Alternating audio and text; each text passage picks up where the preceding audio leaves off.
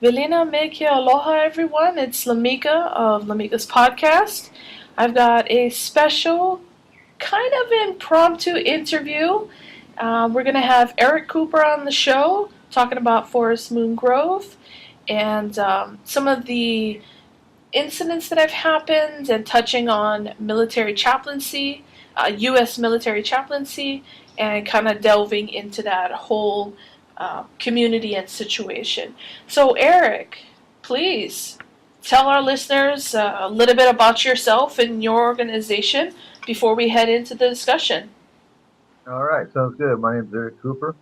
I'm the founder and leader of Forest Moon Grove. We are a pagan organization with a specific focus on pagans in the military and how to support them. Uh, the Forest Moon started, actually, first of all, Forest Moon can be found on Facebook. Just go on Facebook and look for Forest Moon Grove. Look for the group, not the page, because I don't highlight a whole lot on the page.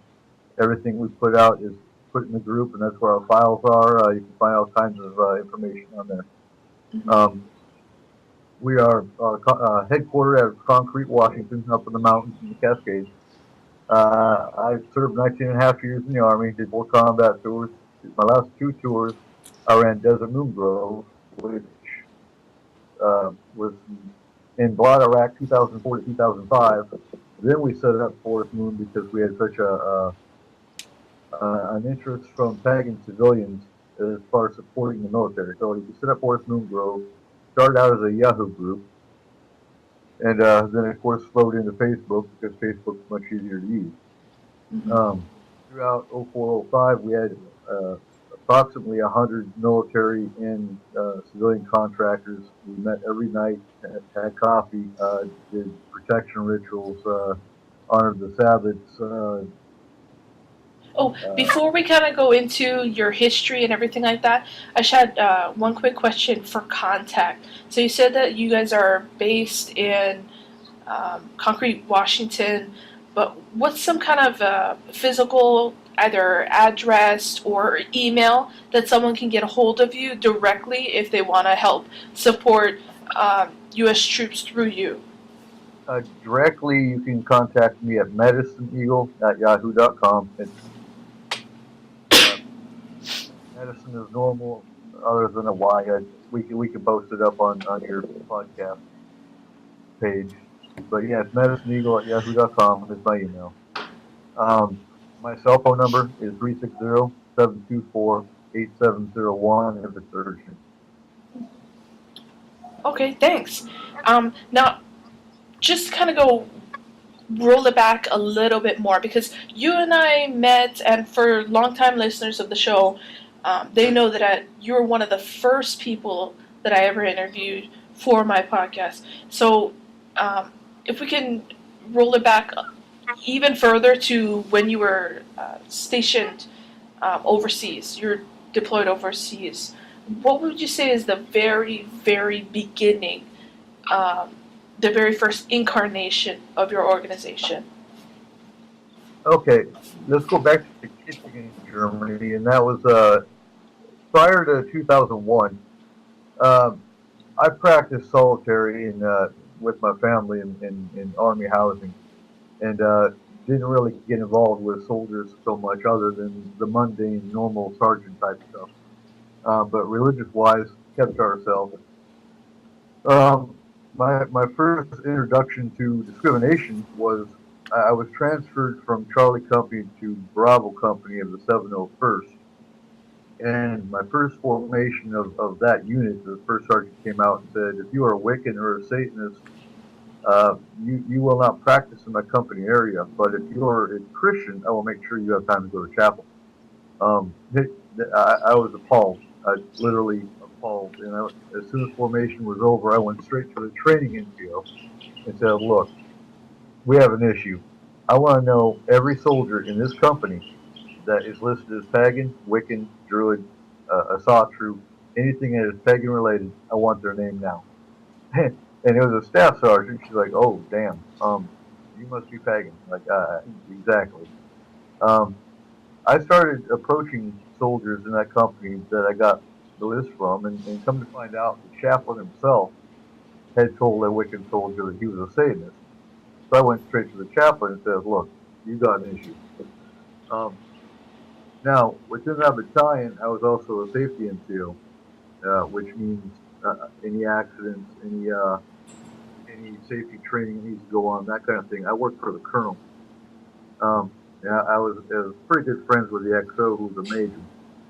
So I went and approached them and said, look, there's a lot of discrimination going on in this battalion that needs to be addressed. And actually, I would like to have a Christian soldiers have a prayer breakfast. There's no reason we can't have a pagan breakfast. And they agreed. And did I lose you? Yep. I'm just trying to control some of the noise back here. Sorry, folks. Please continue, Eric. Okay. And anyway, long story short, the chaplain was actually, it took several months, but long story short, the chaplain was investigated for discrimination and persecution because of what he did to us. We actually had 2 different pagan breakfasts organized, and we had the first ever Yule celebration on the installation airfield.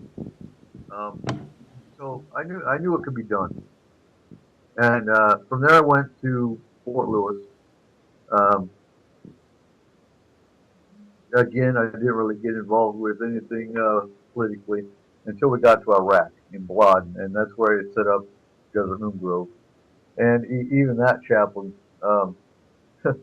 that chaplain, he gave us a chapel space, and like 3 days later, the space he gave us was called up with a Ford. I was like, wow, really? Okay. So we met in my shop. I was a maintenance NCO, and we met in my maintenance shop. And when I initially set it up, it was going to be a once-a-week thing, once-a-week coffee discussion. And it turned out these soldiers were showing up every night, so we just made it a nightly issue. And drink coffee and discuss issues of the day, discuss pagan issues that we wanted to talk about, and honor the Sabbath. And, it was more of a morale boost than anything. We had one soldier that was Shinto. We had a Druid. We had a witch. I myself was a practicing witch. We were sponsored by Sacred Well at that time. Mm-hmm.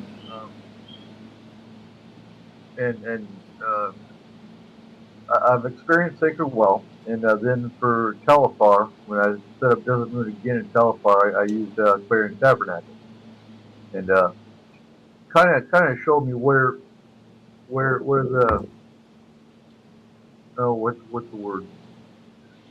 What issues need to be addressed, even with sponsoring organizations. They do their best,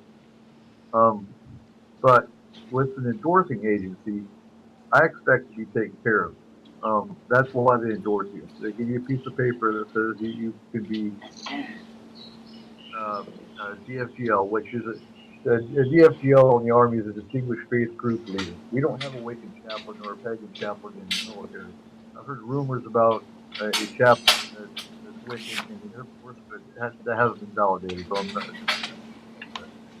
but there is no pagan. If you're a Christian or a Catholic, or there's even a Muslim chaplain out there now, Buddhist chaplain, but they still won't recognize the need for a pagan or Wiccan chaplain. So they have a band-aid for it, and it's called a DFGL. That's the Distinguished Faith Group Leader. In order to be a DFGL, you have to have an endorsing agency, which right now is Sacred Well, Circle Sanctuary, and Clarion Tabernacle, and now us. We've been doing it for about 5 or 6 years now. So just kind of interject a little bit. Would you say that initially when you started, how you were explaining that from the very beginning, that it's always kind of been because you've had to face discrimination in the military? Yes. I think I'm hearing you right. Yeah, that's why I'm so involved.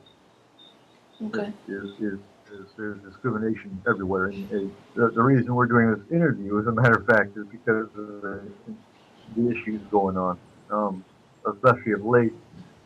Lately, as a matter of fact, the conservatives are upset right now over the Air Force Academy because they spent $380 of their funding to send pagan soldiers to a Beltane ritual in Colorado, which I believe they are in Colorado anyway, so it should be an issue. And they're jumping up and down because they went above and beyond and sent these pagan soldiers to a Beltane ritual so they could honor their faith. But it's no big deal to spend $400,000 of their budget for revivals and Bibles and basically what they're saying is it's okay if you're there specifically for belief, but any other belief doesn't count. And so $380, oh my God, that's going to break the budget. Kind of speaking on that, I have a question from one of our listeners, Kara, and she put in here she'd like to know about how many church services Christians are offered every week, and study groups and retreats and activities, the funding, because you were talking about, and kind of compare that in your experience when we're talking about that versus, let's say, pagan organizations that are trying to do even something similar.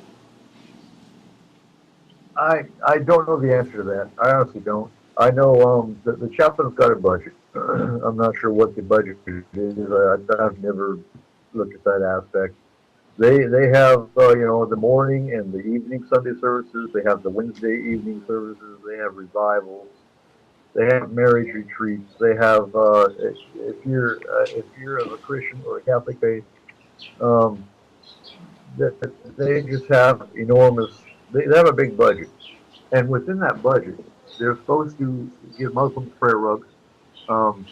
That's another thing. That I was sent to the Warrior Transition Battalion, and in 2008 in Fort Lewis, I had to find a job because they don't want you just sitting around, and I had no problem with that. I went to the deployment center, and I worked directly with the chaplain there, and I offered out pagan books, any pagan soldiers that came through.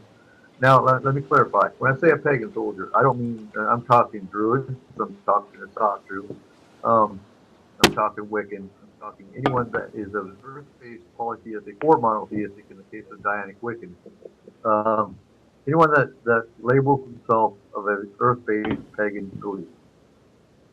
I just want to clarify that. I even consider, like I said, we had a Shinto soldier. Her grandmother was Shinto, and Shinto is a very hereditary family-based out of the orphan. And he actually took the time out of his budget. I gave him the contact information for the stores, and he actually used his own budget as a chaplain to get the deployment center. We had pocket cell books and things like that to give out to, and pentacles or whatnot, to give out to pagan troops. That is a good chaplain. Now, in the case of Fort Hood, where she puts in a request for candles and incense and things that they need at the open circle, which is endorsed and sponsored by that chaplain, they denied her request, which is why we are involved right now as far as getting her supplies out to her. And that happens all the time. I've never gotten, other than that one chaplain, I've never gotten anything for our group. Our group was always sponsored and taken care of by your people like your listeners, people like E.D. McCoy, DJ Conway, believe it or not, Abron Zell, Blackmore Knight sent us CDs for music. Jessica Gallpress sent us archives, and we've had more response from our own pagan civilians than we did anyone in the military. Wow. So that's why I go out to our own people. Chaplains won't help you. Gosh, it's that bad. Well, and I hate making it sound that bad, but that's just been my experience. There are good chaplains out there, like the chaplain at the deployment center. He unfortunately was a reservist, I was only there for a year. Um, my own chaplain, my own battalion chaplain, when we were in Talfar, he was in Mosul. He couldn't get to us. And his eyes were opened by what we did, very much so. He started out Assembly of God, and I think he switched over to Catholic because they were the closest to a pagan. And he actually those are his words, not mine. Those are his words. He liked what we did. He liked what we believed, and he actually threatened my battalion with an IG complaint on our behalf. That is a good chaplain. Um, they're out there, but they're few and far between. In 2009, you had the Evangelical Association that flooded the chaplaincy corps with their own little minions. Um, not to help soldiers out, not to the job of a chaplain is to help. You have your own belief, I understand that, but you are there for the support and the religious benefit of all soldiers, not just your own. But the whole goal of the Evangelical Association was to win souls to Christ, not to scare soldiers. That was their only mission. So you got chaplains all over now that if they find out you're pagan, they're only going to preach you. They're not going to help you out. We actually had a soldier in Iraq in Baghdad in 2006 that was laying on the ground bleeding out. The chaplain saw he had pagan on his dog tag, stepped over him and went to the next Christian soldier. Now, when the DFGL of that particular group asked the chaplain why he was not notified, he was told to stay in his lane. So, yes, there is a Well, major I mean, issue. wait, 1 second. That's a huge incident and statement to put out there, Eric. I mean, is there any kind of witness statement or incident report to that? Not that I've got, no. If I Google it far enough, I may be able to find it, but it has to be in a pagan sources, not to, stuff like that doesn't hit the news. It's not going to. Because, yeah, it is a big statement. But it happened because at the time I knew the DFGL. Now, that was years ago, and for me, it'd be hard for me to track them down. But that's just one incident of many. Yeah. There was another Wiccan soldier in 2004 that was stoned by U.S. military soldiers. That one did hit the news. Wow. Yeah, my point is, things like this do they hit the news? Of course not. They're not going to. So, I mean, kind of talking a little bit more specific to, because I mean, you've been in this not only as a soldier, but then later on as a support group that you've created for troops. So you've seen that progression for a while now, personally and in a leadership role. What is your take on what's happening with Michelle Morris and Fort Hood, and how there's a spotlight now because of her open letter? What are your kind of your perspective on, and not necessarily specifically the incidents she's listing, but I mean just how we're talking about, yes, there's a spotlight on this, but then there's not a spotlight on that. What would you, just in your opinion, why now there is such a spotlight with her? You've got a lot of new chaplains in, and like I said, the Evangelical Association is part of the issue. The organization that I work with on discrimination cases is the MRFF. That's the Military Religious Freedom Foundation, ran by Mikey Weinstein. The military is terrified of him. When he gets involved with a case, it gets resolution because he doesn't back down. He's not scared of the military by any means. And so he's also involved with the Fort Hood case now. He's just waiting for Michelle to send him the documentation they need, and they'll be involved as well as Lady Liberty League. But no, my take on that is you got a bunch of new chaplains who they all go through alternative religious training. For any chaplain to tell you they don't know what you're talking about, they've never heard of Wicca, they're lying, because they all go through alternative religious training. It's very shallow because I mean there's so much to it. So they learn the basics. So for any of them to lock up their particular, yeah, they were locked out for 2 weeks in a row. That's just it in a nutshell. And then of course they were denied their supplies. Hmm. Uh, but yeah, that's just ignorance, and that's just a chaplain that thinks he can get away with something. Training's not going to fix that. Um, Accountability is going to fix that. You hold those chaplains accountable for their discrimination and the issues they're causing. Um, that's how you fix that. Hmm. The more people get aware of what's going on in the military, and the more people step up, call your congressman when you hear about a specific incident, or call Senate, email Senate, whatever. The more you speak up, and the more you point to what's going on, the more things may get fixed. It's always going to be a war. It's always going to be a battle because they'll never back down, but neither will we. Hmm. And what other methods, let's say, for instead of on the civilian side or people who are, just finding out about this through the wild hunt or through this interview, for those soldiers who are directly experiencing this, whether they're reservists or they're active, whatever branch of the military they're in, what steps or advice would you give for them if they find themselves in that situation? Okay, if you're NCO, which is a sergeant, if your leadership is causing you issues, the first step you do is go to EO, equal opportunity. If your EO is going to do their job, they, if you have a good EO, they're going to handle it at their level. And a lot of time, all that is the training. I'm not going to say it's the military's fault. It's certain leaders and it's certain units, and it's specific to their area.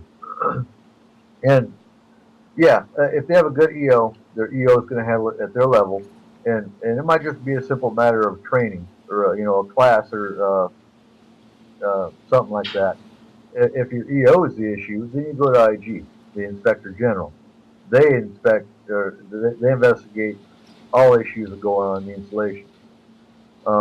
If the IG doesn't do anything, you can also include your chaplain. But if your chaplain is part of the problem, that's when you go to IG.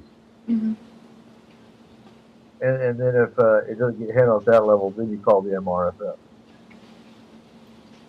And the MRFF, could you just? You can find the MRFF at www.mrff.org. Oh, And sorry, I just meant the acronym means. Military Religious Freedom Foundation. Okay. And Oh. you've also got Lady Liberty League Circle. Um, they also work on discrimination cases. Um, I just have personal experience with the MRFF, so I stick with them. Well, I mean, the more options there are, the better, right? Exactly. Okay. So, kind of getting back to your experiences in your organization with Forest Moose Grove, can you kind of go into the evolution of that and what you offer now? Okay, the evolution of Forest Moon. Like I said, okay, we had Desert Moon that we ran in Balad, Iraq. We had our issues there. We had more issues, I think, in California than we did and that was 0506. I saw such an outpour of wanting to help military pagans from the civilian side. That's why I started Forest Moon up in '05. I started that up between deployments. I had enough supplies and whatnot to take with me to Telefar, but it got us going for about the first 3 months. I mean, even Choli's Coffee sent us with 20 pounds of coffee for our nightly meeting. And then about July, mid-tour, they sent us another 10 pounds. So we even had civilian companies that were helping us out that weren't even pagan. So we met every night for coffee. My biggest issue in Califar, though, was of course, we got endorsed. We went to the post chaplains, got our had him back us up. He gave us a chapel building, and we met there for like 1 or 2 nights, and then like the third or fourth night, the building was locked up. They locked us out. So we went to a tent that I was given from the first sergeant, and we met there for about a month. I came home on R&R, which is a mid-tour leave. It's like vacation. It's 2 weeks. I got back, my tent was gone. I was like, well, what the hell? Where'd my tent go? Oh well, your motor sergeant, he wanted it, so we gave it to him. Like, well, that's kind of crappy. Huh. So where's all my peg and stuff in our altar? And oh, we locked it up. Like, oh, well, that's great. So we unlocked it. We moved it all to my trailer. It's called a CHU. It's a civilian housing unit. It's a two-man trailer basically. And my roommate was also pegging. So I mean, we had 30 soldiers meeting in a two-man trailer every night. So the first sergeant came up and said, "Come here. You have to stop doing this." And I told him, "Stop doing what?" You have to stop having pegging meetings. So I was like, "No, I'm not going to do that." He threatened me with ECMJ, which is Uniform Code of Military Justice. It's basically take the rank, and they take your pay. And I told him, you know what? It's our religious right to meet. You have a chapel to go to. We don't. Until you give me a spot to meet, we're going to keep on meeting in my trailer. And, well, he backed off because then the chaplain got involved. But we kept meeting. And we actually had the Turkish Special Forces, who are Muslim, that they started coming. And they actually, about 4 months straight, came every night and had coffee with us because they wanted to hear about paganism. And they shared with us about Muslims. So we had a good eye-opening experience about what real Muslims are. And of course, they saw our pentacles and said, "Well, we have pentacles all over Turkey, so we have pagans in Turkey as well." And we also met the Yazidi. The Yazidi are basically the Middle Eastern equivalent to pagans. Before Syria and Iraq had a border, they would be your Ishtar worshippers. They worshipped Ishtar and Marduk, the ancient Sumerians. And they were very interesting people, and they actually got Yazidi inputted into the Iraqi constitution, which we all know how far that went here recently when they started killing them off. Yeah. The Syrians did. So, but very, very friendly people, very interesting people. So we got back from Telefar. Then I was sent to the WTB in about 2008, and we kept on doing Force Moon, and we actually sponsored Desert Moon and Balad again in 2007. We also sponsored 16 other groups throughout Iraq and Afghanistan in 2009, and then recently we had a group in Afghanistan in 2012 or 13, I can't remember which. And we actually we're endorsed in the same DFGL for Hunter Air Force Base here coming up. And basically what we do, we have a DFGL packet that any soldiers that want to start their own group up, we give you the DFGL packet, you fill it out, you get it back to me, we give you a letter of endorsement after we do a background check and we review your application. And, so now you actually went from being the person who needed help, you took action, and now you're the person who gives help. That's amazing. Yeah. Well, it needs to be done. I'm an NCO. That's an information officer. I'm a staff sergeant now, and retired, whatever. Once you're NCO, you're always NCO. I'm take care of soldiers is what I do. It's always going to be what I do until the day I die. And so yeah, as long as we have pagan troops out there that are needing help, that's what we do. I mean, that's wonderful. And, you can already tell just by how many people were packing into that trailer, and how many people reach out to you now, and how many people keep coming back to the different organizations, that there is a need, Yeah. Now, and I'll show you my talking point. And the rest of those pages, I've got the listing from Sacred well as Circle Sanctuary of all the groups that they endorse. And I mean, there's at least 50 to 100 different groups sponsored just by those two different agencies. And I, I know there's a heathen group out there that also endorses. I don't remember the name of them. Might have to look them up. But there's other agencies out there that endorse soldiers. And to me, when you endorse a soldier, like I said earlier, you take care of all their needs, not just a piece of paper. You make sure they have their supplies. If they're being discriminated against, you have people that focus on that. Uh, you don't just give them a piece of paper and drop them. That's not an endorsement. And so yeah, it's pretty passionate to me is making sure they're all taken care of because seeing the discrimination firsthand in the harassment, persecution that we do go through, yeah, it does need to happen to young soldiers. As an NCO, I know where to go and how to fix the problem. But when you're a private or even a PFC or a specialist, you don't have the resources to fix things. Mm-hmm. Well, I mean, this has been incredibly informative, and I really do want to open up the floor to you, and if there's anything else you want to educate our listeners on, whether they're troops themselves or the civilian population who wants to help, just kind of be more knowledgeable about everything that's going on. So, is there anything else that you want to share or you want to I, educate people on? I want to talk about Chaplain Larson for a second. In 2000, well, I wrote this down.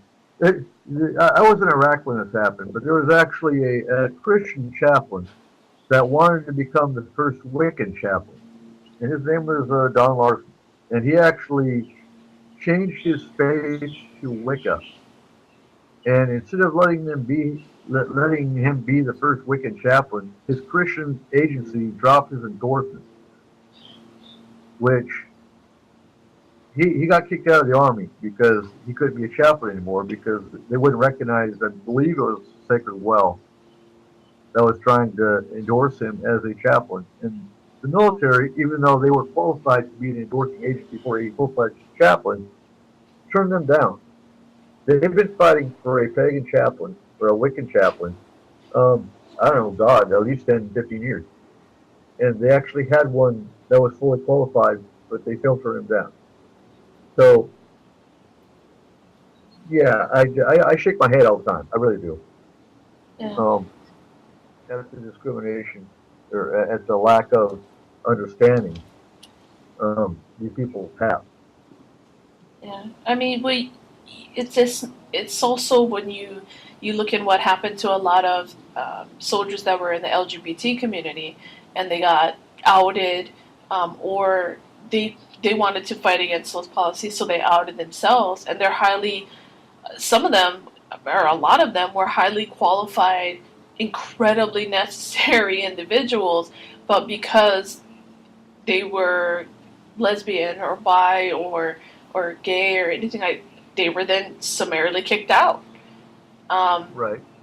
You look at what you're talking about with this chaplain. He's already proven to have the ability or to have the skills and the experience. And you have an organization at that time, Sacred World, trying to come in and endorse and get all that squared, and nope, just kicked them. Yeah. And I mean, that's just one example right there of how they fight against us. And it's uncalled for. There was actually in 2009, there was a chaplain that converted Bibles into Pushto. I can't ever pronounce it. Anyways, it's the native language of the Afghanistan. And this is actually documented in the news. I do like news documented, but in some cases you don't have it other than being a witness. But, Mm-hmm. uh, but yeah, he actually translated the Bible with his funding into the Afghanistan language and was using soldiers to go out and distribute the Bible to the villagers. He got called on it, and I can't remember if he got kicked out or not, but there was a big investigation because it's not the chaplain's duty. It's not a soldier's duty to go out and preach, and it's not a chaplain's duty to use soldiers to go out and preach. That's proselytizing, and it actually goes against the military. As a matter of fact, we got accused of proselytizing because we had a Desert Moon Grove sign out for the DFAC, the dining facility. And I was like, that's not proselytizing. That's letting other pagan troops know that we exist here. Yeah. Well, do you know, so, but it's okay. It's completely okay for them to proselytize. So, Yeah, yeah. it's a bit crazy in that respect. Now, kind of turning on a hopefully happier note, happier end to the show, I want to kind of ask you, where do you hope? You know, we've kind of talked about some of the many issues and problems and discrimination and the, you know, cumulative in the past, just for you in the past 15, 20 years in military. So what would you hope to see 20 years from now or 2 years from now? What would you hope to see this situation be like in the future for troops In the and, you know, endorsement and sponsor groups? well, in the future, ideally, we'll have three or four or more different Wiccan or pagan chaplains in all the military branches, in all of them. We'll have a pagan sacred space on every base where only pagan troops can go out and celebrate without having to worry about it being locked up by a chaplain, Mm-hmm. or without having to worry about it being uh, trashed by non-pagans that don't like it practicing. I mean, they actually at one point, I believe in 2007, or am I? Nah. Anyway, years ago, on Fort Hood, they also found like somebody put a cross on their sacred space, and uh, we have cases where the rocks are removed, or they go out and desecrate the sacred space. Yeah. Um, Ideally, that won't happen no more because once people understand that they're not the only faith, and there's many other faiths out there that need to be respected. Um, so respect everybody, not just your own faith. Um, Ideally, in 20 years, it'll be like that, so my kids can actually practice the way they want without having to worry about the neighbors. Yeah. And I mean, there's been so many changes in just the time that we've known each other, you know. So looking at, gosh, how many hopefully positive changes that can happen. You know, I mean, I remember I was with my military friends when, you know, Don't Ask, Don't Tell was repealed, and people were crying. My friends were bawling, you know, just weeping because now they were safe. Exactly. Just meant the mental anguish alone, you know, forget the just, you know, the actual discrimination and things that had happened to them, and harassment and sexual harassment and things like that. But, you know, to have that weight lifted off of them, um, I mean, I would hope that for polytheists and pagans in the military as well, to have that weight lifted off of them. Well, and ideally, and I mean, they're trying. I think some units in some bases are trying, like the Air Force Academy, for example, sending pagan troops or pagan Air Force Academy students off to Beltane to honor their faith. I mean, that was an awesome gesture. That was awesome what they did. But for the conservatives to turn around and make that a bad thing, no, you know. Mm-hmm. So I think it's up to each installation to do the right thing, and some of them are trying. Um, I, yeah, it all could change the replacement. It could all change the replacement of an installation commander, for example. Mm-hmm. So, I mean, good. You can take three steps good forward and take two steps backwards. as a replacement of one person. So it's just going to be up in the air as to what changes in the next 1 year. Hmm. Or even with the coming U.S. presidential election and things like that. And Oh, let's not even go into that one. yeah, that's something else. So thank you so much for being on the show. I'd really like you to kind of go over just one last time, where people can get a hold of you, whether that's, physical locations, and you run so many different programs and groups and meetups and things like that. So I'd really like you to kind of tell us, or tell people, my listeners, where they can go to find you guys and become a part of that, or support the troops, or even, ideas for what they can do for themselves or their own local communities.